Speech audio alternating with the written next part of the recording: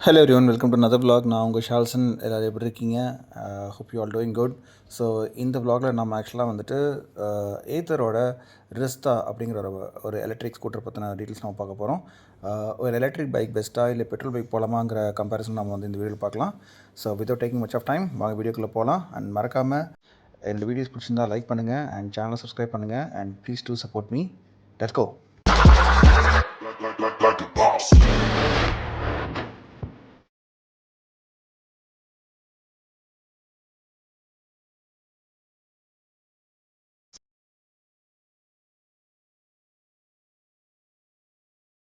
So Ather வந்து உங்களுக்கு ரொம்பவே தெரியும். It is a well known electric bike manufacturer. Electric பைக்லேயே வந்து ஒரு ரெவல்யூஷன் க்ரியேட் பண்ணிச்சுன்னா அது கன்ஃபார்மாக வந்துட்டு ஏத்தர் தான். ஏன்னா ஏத்தர் ஒன்ஸ் ஸ்டார்ட் பண்ணதுக்கப்புறம் தான் வந்துட்டு உங்களுக்கு நிறையா மேனுஃபேக்சர்ஸ் வந்துட்டு எலக்ட்ரிக் பைக்ஸ் ப்ரொடியூஸ் பண்ண ஆரம்பித்தாங்க. அண்ட் ஏத்தரில் ஏற்கனவே 450S அண்ட் 450X மாடல் ஆக்சுவலாக வந்து உங்களுக்கு எல்லாத்துக்கும் தெரிஞ்சிருக்கும். அண்ட் ஏத்தரில் வந்துட்டு ரிஸ்தாங்கிற இந்த மாடல் வந்து பார்த்திங்கன்னா ஸ்கூட்டர்லேயே வந்து அவங்களோட ஆஃப்டர் லாங் ஆர்என்டிக்கு அப்புறம் வந்துட்டு ஒரு நியூ ப்ராடக்ட் லான்ச் பண்ணாங்க. ஒரு ஹோல் டிஃப்ரெண்ட் பிளாட்ஃபார்ம்னு சொல்லலாம். ஸோ இன்ஜின் சொல்ல விட மோட்டர் வந்து பார்த்திங்கன்னா சேம் 2.9 அப் டு 3.2 kV வரைக்கும் இருக்குது. அண்ட் வண்டியோட ஹோல் பாடி அவுட்லுக் ப்ளஸ் ஃபீச்சர்ஸ் வந்து உங்களுக்கு கம்ப்ளீட்டாக வந்து டிஃப்ரெண்ட்டாக இருக்கும் compared to 450X to 450S. So இது வந்து பார்த்திங்கன்னா உங்களுக்கு பக்கா ஸ்கூட்டர் மாதிரி. ஏன்னா ஏத்தர் 450Sஸும் சரி எக்ஸும் சரி ஒரு டாய் பைக் மாதிரி இருக்குது, ரொம்ப சின்னதாக இருக்குது, ஸ்கெலிட்டன் மாதிரி இருக்குங்கிற மாதிரி நிறையா ரிவ்யூஸ் இருந்துச்சு. Honda Activa, TVS Jupiter. So அந்த மாதிரி ஸ்டைலில் வந்து எங்களுக்கு ஒரு ப்ராப்பரான ஒரு ஸ்கூட்டர் டைப்பில் ஒரு எலக்ட்ரிக் பைக் இருந்துச்சுன்னா ரொம்பவே பெட்டராக இருக்கும்னு சொல்லிட்டு கஸ்டமர்ஸோட ஒப்பீனியன்ஸ் அண்ட் ரிவ்யூஸ் நிறையா வந்து போஸ்ட் போட்டதுனால they have launched this product. இந்த பைக்கில் வந்து பார்த்திங்கன்னா உங்களுக்கு வந்துட்டு நிறையா ஃபீச்சர்ஸ் வந்துட்டு மிஸ் ஆகிருக்கு compared to 450S to 450X. And சில ஃபீச்சர்ஸ் வந்து உங்களுக்கு ஆடும் பண்ணியிருக்காங்க. So pros and cons and கம்ப்ளீட்டாக எல்லாமே வந்து நம்ம இந்த வீடியோவில் நம்ம பார்க்கலாம். இப்போ நீங்கள் பார்த்துருக்கிற மாடல் வந்து பார்த்திங்கன்னா மீனிங் அதில் இருக்கிற வேரியன்ஸ் கலர்ஸ் நீங்கள் பார்த்துட்ருக்கீங்க. இதில் மல்டி கலர்ஸ் வந்துட்டு இருக்குது. ஸோ கலர் வைஸ் பார்த்திங்கன்னா மொத்தம் 7 கலர்ஸ் வந்து ஆஃபர் பண்ணுறாங்க இந்த மாடலில். 4 டியூல் டோன் கலர் அண்ட் 3 வந்து பிளெயின் கலர்ஸ்னு சொல்லிட்டு அதுலேயே வந்துட்டு உங்களுக்கு க்ரீனு, எல்லோ, ப்ளூ, க்ரே வருது. அதே சிங்கிள் கலர்ஸ்லேயும் வந்துட்டு இண்டிவிஜுவல்ஸாக உங்களுக்கு வருது, க்ரீன் வராது ஆக்சுவலாக. ஸோ அண்ட் மிஸ்ஸிங்கான features from 450S to 450X வந்து பார்த்திங்கன்னா இதில் வந்து உங்களுக்கு டச் ஸ்க்ரீன் கிடையாது. எல்லா வேரியண்ட்லேயுமே வந்து உங்களுக்கு வந்து மேனுவலாக ஆப்ரேட் பண்ணுற மாதிரி உங்களுக்கு டாகல் ஸ்விட்ச் கொடுத்துருக்காங்க லெஃப்ட் ஹேண்ட் சைடில். ஸோ அதில் நீங்கள் ஈஸியாக வந்துட்டு பைக்கோட எல்லா ஃபீச்சர்ஸும் நீங்கள் வந்துட்டு நேவிகேட் பண்ணிக்கலாம். ஃபார் எக்ஸாம்பிள் மேப் ஆகட்டும், உங்கள் லொக்கேஷன் நீங்கள் சேவ் பண்ணிக்கலாம். அண்ட் நெக்ஸ்ட் ஃபீச்சர் வந்து உங்களுக்கு ப்ளூடூத் கனெக்டிவிட்டி இருக்குது. சாங்ஸ் நீங்கள் ட்ராக்ஸ் நீங்கள் மாற்றிக்கலாம், கால்ஸ் அட்டன் பண்ணலாம், மெசேஜஸ் வந்து ரீட் பண்ணிக்கலாம். ஆனால் வந்து மெசேஜெல்லாம் நீங்கள் டைப் பண்ண முடியாது. அண்ட் அதே மாதிரி வந்து வெஹிக்கிள் டீட்டெயில்ஸ் இருக்குது, டாக்குமெண்ட்ஸ் எல்லாம் நீங்கள் சேவ் பண்ணி வச்சுக்கலாம். அண்ட் அதுக்கு கீழே வந்து பார்த்திங்கன்னா உங்களுக்கு வண்டியோட செட்டிங்ஸ் எல்லாம் நீங்கள் மாற்றிக்கலாம். லைக் பிரைட்னஸ்ஸு, ஹில் அசிஸ்ட்டு, அதுக்கப்புறம் வந்துட்டு உங்களுக்கு ட்விஸ்ட்டு அண்ட் கோட்டிங், கோசிஸ்டிங், auto hold, slide control, auto indicator, இந்த மாதிரி நிறைய ஃபீச்சர்ஸ் இருக்குது. ஸோ இதை பற்றின கம்ப்ளீட் ரிவ்யூஸ் நீங்கள் ஏற்கனவே நீங்கள் பார்த்துருப்பீங்க. But couple of additional features நீங்கள் பார்த்தீங்கன்னா மீனிங் 450S to 450Xலேருந்து இங்கே என்னென்னவெல்லாம் வந்துட்டு அடிஷ்னலாக கொடுத்துருக்காங்க பார்த்தீங்கன்னா உங்களுக்கு வந்து இந்த ட்விஸ்ட் ஆப்ஷன் கொடுத்துருக்காங்க. அண்ட் கீழே விழுந்துட்டு வண்டி ஆஃப் ஆகிறது. அதுக்கப்புறம் வந்துட்டு உங்களுக்கு ஆல்மோஸ்ட் சேம் தான். அண்ட் மோஸ்ட் இம்பார்ட்டன்ட் பின்னாடி டெய்ல் லைட் பார்த்திங்கன்னா வந்து உங்களுக்கு எல்இடி ஸ்ட்ரிப் மாதிரி கொடுத்துருப்பாங்க. ஸோ எல்இடி லைட்ஸ் வேறு, எல்இடி ஸ்ட்ரிப் வேறு.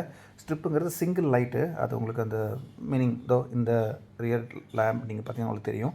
உங்களுக்கு டாட்டா உங்களுக்கு எல்இடி லைட்ஸ் இருக்கும். பட் இங்கே வந்து எல்இடி ஸ்ட்ரிப் மாதிரி இருக்குது. அண்ட் 450 வந்து உங்களுக்கு நிறையா உங்களுக்கு சீட் ஆப்ஷன்ஸ் கொடுக்குறாங்க. பட் இது ரொம்பவே வந்துட்டு ஸ்மூத்தாக இருந்துச்சு. அண்ட் ரைடிங் கம்ஃபர்ட்டை பொறுத்த வரைக்கும் உங்களுக்கு இன்னும் எக்ஸ்ட்ரா குஷனிங்காக இருக்கும். எனக்கு ஏத்தர்லேயே வந்து எனக்கு இந்த ரெட் கலர் மாடல் எனக்கு ரொம்பவே பிடிக்கும். ரொம்ப ஸ்போர்ட்டியாக இருக்கும். ஸோ நம்ம இப்போ டெஸ்ட் ட்ரைவ் பண்ணி பார்த்துடலாம் வண்டி எப்படி இருக்குன்னு சொல்லிட்டு. Let's go. ஸோ வண்டியோட சீட்டிங் கம்ஃபர்ட்டை பொறுத்த வரைக்கும் வந்துட்டு கம்பேர் டு 450S அண்ட் 450Xை விட வந்து இன்னும் கொஞ்சம் நல்லா ப்ராடாகவே இருக்குது சீட்டு. இந்த செக்மெண்ட்லேயே வந்துட்டு இவ்வளோ பெரிய சீட் வந்துட்டு வேறு எந்த ஸ்கூட்டர்ஸ்லையுமே கிடையாதுன்னு சொல்கிறாங்க. அண்ட் கம்ஃபர்டபுளாக வந்துட்டு 2 பேர் 3 பேர் கூட வந்து தாராளமாக உட்காரலாம். பட் 2 பேர் தான் வந்துட்டு allowed as per the rules. And ஃப்ரண்ட்லேயுமே பார்த்திங்கன்னா உங்களுக்கு வந்துட்டு ரொம்ப ஷார்ட்டாக இல்லாமல் நல்லா கொஞ்சம் ப்ராடாக இருக்குது. ஒரு கைனடிக் ஹோண்டா, பழைய கைனடிக் ஹோண்டா நீங்கள் பார்த்துட்டிங்கன்னா அந்த டேஷ்போர்டு எப்படி இருக்கும் அந்த மாதிரியான ஒரு பெரிய ஒரு டேஷ்போர்டு ப்ளஸ் ஹேண்டில் பார் செட்டப்லாம் கொடுத்துருக்காங்க. ஓட்டுறக்கும் நல்ல கம்ஃபர்டபுளாகவே இருந்துச்சு. அண்ட் பிக்கப் வந்து பார்த்திங்கன்னா 450S and Xல் விட வந்து இங்கே அதில் வந்து உங்களுக்கு 3 டைப் ஆஃப் ரைடிங் மோட் இருக்கும். ஈகோ, வார்ப்பு அண்ட் ஜிப்னு நினைக்கிறேன். வார்ப்பு, அதுக்கப்புறம் அதுக்கு முன்னாடி ஒரு மோடு ஒன்று இருக்குது. பட் இதில் வந்து பார்த்திங்கன்னா உங்களுக்கு 2 மோடு தான் இருக்குது. ஒன்று ஸ்மார்ட் ஈகோ, இன்னொன்று வந்து பார்த்திங்கன்னா ஜிப்புன்னு சொல்லிட்டு. ஜிப் மோடு உங்களுக்கு தெரியும், கம்ப்ளீட் வண்டியோட ஃபுல் பொட்டன்ஷியலை வந்து கொடுக்குற மாதிரி நல்லா ஃபாஸ்ட்டாக போகும்.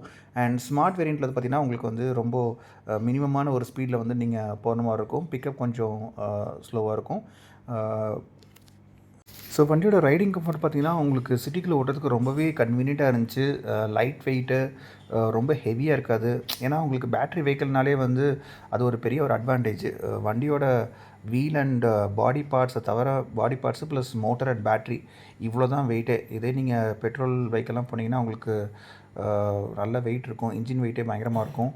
And the advantages of owning an electric bike is that weight ரொம்ப லைட்டாக இருக்கும். உங்களுக்கு ஓட்டுறதுக்கும் ரொம்பவே கன்வீனியண்ட்டாக இருக்கும். யார் வேணாலும் ரொம்ப ஈஸியாக வந்துட்டு ஓட்டலாம். எங்கிட்ட என்ன சொல்கிறது, ஆக்ஷன் கேமரா வந்துட்டு நான் இது பண்ணல. அதனால் I was just holding my mobile in one hand and I was just recording. Risk தான். But as you can see எவ்வளோ ஈஸியாக வந்துட்டு என்னால் ஆப்ரேட் பண்ண முடியுதுன்னு நீங்கள் பார்க்குறீங்க. பிரேக்ஸ் எல்லாம் வந்துட்டு நல்லா ஷார்ப்பாக இருக்குது. So I was very confident to drive this bike. So கிடைச்ச டெஸ்ட் ரைட் கேப்பில் வந்துட்டு வண்டி ஒரு வாக் த்ரூ ஒன்று பண்ணிடலாம்.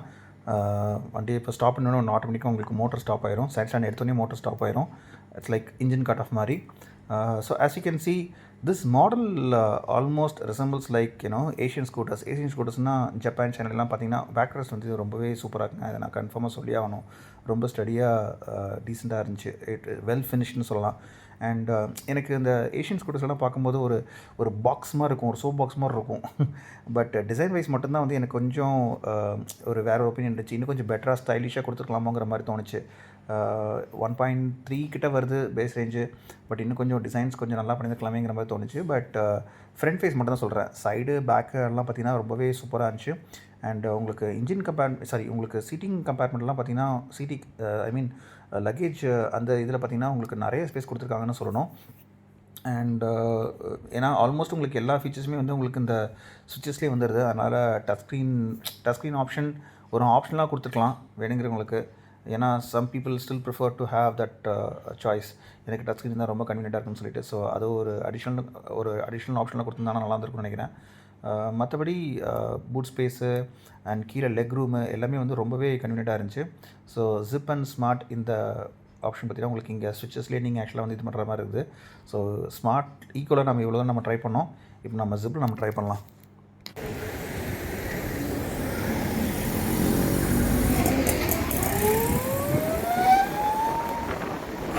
Hear that sound?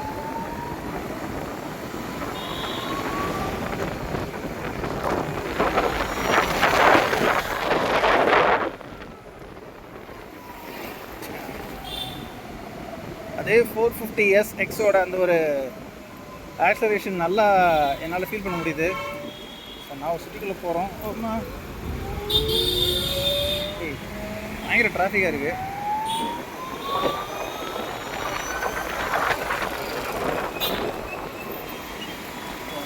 Try this.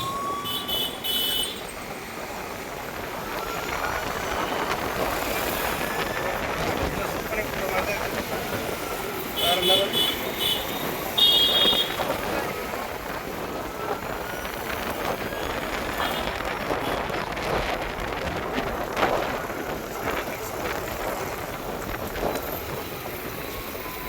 நீங்கள் என்னதான் பெட்ரோல் பைக்கில் வாங்கினாலும் இந்த ஒரு ஆக்சலேஷன் வாய்ப்பே இல்லை.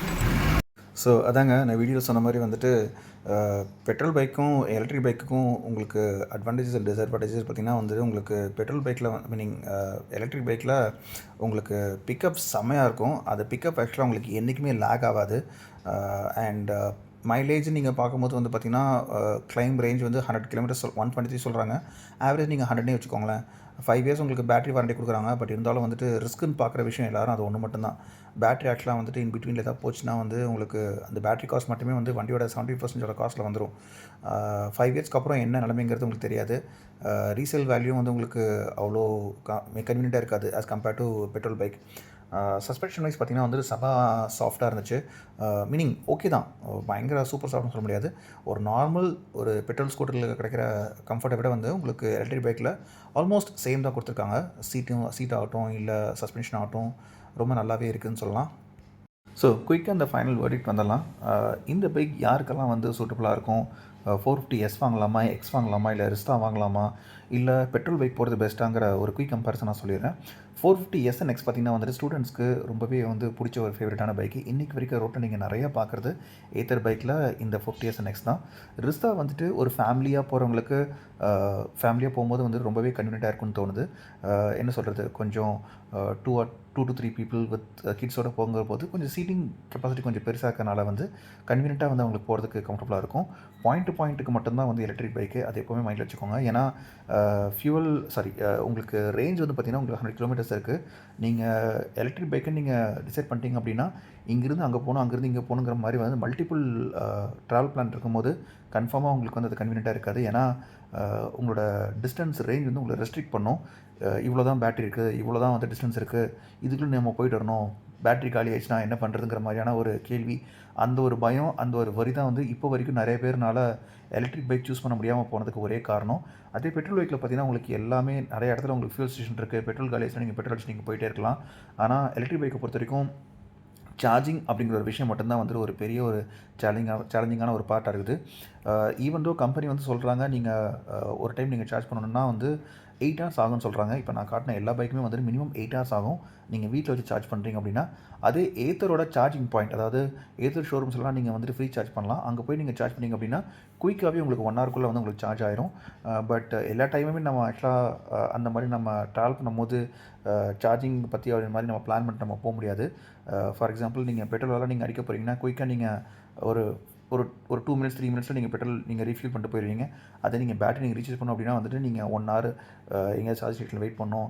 இல்லை வீட்டிலேருந்து கிளம்புறீங்க அப்படின்னா வந்துன்னா 8 ஹவர்ஸ் நீங்கள் சார்ஜ் போட்டு வைக்கணும். கிளம்பி போனீங்க அப்படின்னா நீங்கள் சார்ஜ் காலி ஆச்சுன்னா நடு ரோட்டில் நின்றுக்கணுங்கிற மாதிரியான ஒரு சுச்சுவேஷன் இருக்குது. ஸோ இதை வந்து இந்த ஃபியரை ஓவர் கம் பண்ணுறதுக்கு நிறையா charging stations, quick charging stations குயிக்காக சார்ஜ் ஆகிற மாதிரியான ஸ்டேஷன்ஸ் ஆக்சுவலாக வந்துட்டு கவர்மெண்ட்டோ இல்லை அந்த கம்பெனிஸோ வந்துட்டு பண்ணாங்க அப்படின்னா கன்ஃபார்மாக நல்லாயிருக்கும். ஸோ ஃப்யூச்சர் எலக்ட்ரிக் அப்படின்னு தான் எல்லோரும் சொல்கிறாங்க. அதனால் அந்த ஃபியூச்சர் எந்த அளவுக்கு இருக்குங்கிறது நமக்கு போக போக தான் தெரியும். அண்ட் இன்னொரு மெயினான விஷயம் பார்த்திங்கன்னா வந்து உங்களுக்கு காஸ்ட்டு. ஒரு பெட்ரோல் பைக் நீங்கள் எடுத்தீங்க அப்படின்னா பெட்ரோலுக்கு நீங்கள் ஒரு மாதத்துக்கு நீங்கள் செலவு பண்ணுற காஸ்ட்டு, அது சர்வீஸ்க்கு நீங்கள் செலவு பண்ணுற காஸ்ட்டு, அதே இந்த சைடு நீங்கள் எடுத்திங்கன்னா நீங்கள் வந்து எலக்ட்ரிக்ங்கிற போது உங்களுக்கு சார்ஜஸ் எக்ஸ்பென்சஸ் வந்து கொஞ்சம் கம்மியாகுது. சர்வீஸ் இன்டர்வல்ஸும் பார்த்திங்கன்னா வந்து உங்களுக்கு ஃப்ரீக்வன்சி வந்து ரொம்ப ஜாஸ்தி இருக்காது, கம்மி தான். இங்கே மெயினாக வந்து இஷ்யூங்கிறது என்னென்னா, இஷ்யூன்னு சொல்ல முடியாது, மெயினாக உங்களுக்கு ட்ரபிள் கொடுக்கக்கூடிய விஷயம்னு பார்த்திங்கன்னா ஒன்று அந்த பெல்ட்டு, அந்த ட்ரைவ் பெல்ட். ஸோ அந்த ட்ரைவ் பெல்ட் ஆக்சுவலாக வந்து சப்போஸ் போச்சுன்னா நீங்கள் ரீப்ளேஸ் பண்ணுற மாதிரி இருக்கும். அந்த ரீப்ளேஸ்மெண்ட் காஸ்ட் கூட வந்து ஒரு சம்வேர் ஒரு 3500 அந்த மாதிரி தான் வரும். பேட்டரியில் உங்களுக்கு மேக்ஸிமம் ஃபால்ட் ஆகாது. ஏத்தரை பொறுத்த வரைக்கும் வந்து ஒரு நல்ல ஒரு பெஞ்ச் மார்க் அவங்க ஸ்கோர் பண்ணியிருக்காங்க. பட் 5 இயர்ஸ்க்கு அப்புறம் நீங்கள் ரீப்ளேஸ்மெண்ட் வரும்போது கன்ஃபார்மாக வந்து ரொம்பவே பயங்கர காஸ்ட்டாக இருக்கும். அதே நீங்கள் பெட்ரோல் சைடில் வந்து நீங்கள் பெட்ரோல் பைக் நீங்கள் போயிட்டீங்க அப்படின்னா ஸ்பேர்ஸ் வந்து நிறையா இருக்குது. அதனால் எது எப்படி ஃபால்ட் ஆகுங்கிறது யூசேஜை பொறுத்து, லக்கை பொறுத்து தான் சொல்லணும். ஏன்னா சர்வீஸ் நீங்கள் போயிட்டீங்க அப்படின்னா வண்டியோட frequency charges every 1000 kilometres, 3000 kilometres, 3 months once, 6 months ஒன்ஸுங்கிற மாதிரி உங்களுக்கு டிஃப்ரெண்ட் இன்டர்வல்ஸ் இருக்குது வேரியஸ் டைப் ஆஃப் ஸ்கூட்டர்ஸில். அண்ட் அதில் வந்து உங்களுக்கு எலக்ட்ரிக் பல்ப்லேருந்து பெட்ரோல் இன்ஜின்லேருந்து நிறையா ஸ்பேர்ஸ் இருக்குது. ஸோ அதில் எது போச்சுனாலும் நீங்கள் ரீப்ளேஸ் பண்ணுற மாதிரி இருக்கும், அதுக்கு சர்வீஸ் பண்ணுற மாதிரி இருக்கும். ஸோ அந்த காசுங்க வேரியண்ட்டு. ஸோ நான் மல்டிபிள் பிளேஸுக்கு நான் போவேன், எனக்கு ஃப்ரீக்வெண்ட்டாக நிறையா ட்ராவல் பண்ணணும், அண்ட் எனக்கு ரீசேல் வேல்யூ வேணும், அண்டு நான் ரொம்ப வருஷம் நான் யூஸ் பண்ணுறப்ப அப்படின்னா கன்ஃபார்மாக நீங்கள் பெட்ரோல் பைக் போகலாம். இல்லை எனக்கு பாயிண்ட் டு பாயிண்ட் மட்டும் போனால் போதும், எனக்கு மற்றபடி வந்துட்டு பைக்குக்கு வேறு எந்த யூஸ் இல்லைங்கிறவங்க கன்ஃபார்மாக ஆக்சுவலாக வந்து எலக்ட்ரிக் பைக் போகலாம். எக்கனாமிக்கலாக பார்த்திங்கன்னா வந்து அதுதான் உங்களுக்கு best. So this is my verdict, this is my opinion. உங்களோட ஒப்பீனியன் என்னங்கிறத மறக்காமல் கமெண்ட்ஸில் மென்ஷன் பண்ணுங்கள்.